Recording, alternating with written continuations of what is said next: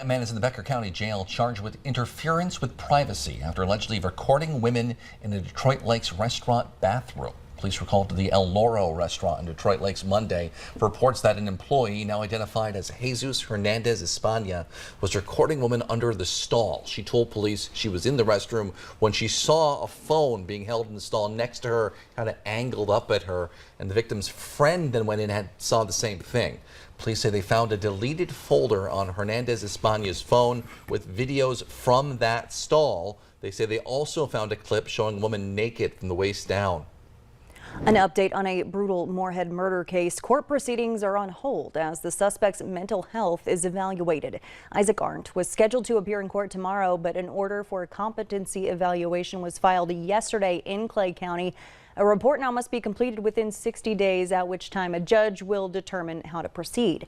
Arndt is accused of stabbing 14-year-old Jalen Walker more than 20 times before leaving her near the river in Moorhead on August 20th. According to court records, Walker and Arndt met at Gooseberry Park and got into an argument.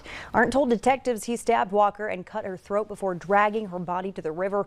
In October, a grand jury brought an indictment against Arndt for first-degree murder and second-degree murder with intent. He's being held on $2 million bail. New at 6, a Forest Falls man says he wanted to burn his grandmother in the backyard. Among other things, Alan Shepard's been charged with obstructing the legal process, assault, and criminal damage to property. Court records say officers told him to put out a large fire on Monday just before 4 p.m.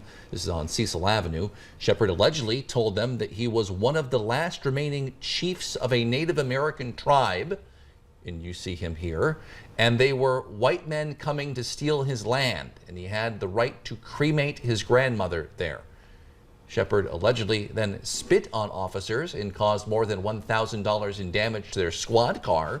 Court records say that he was put in jail, and he had at that point a .228 blood alcohol content.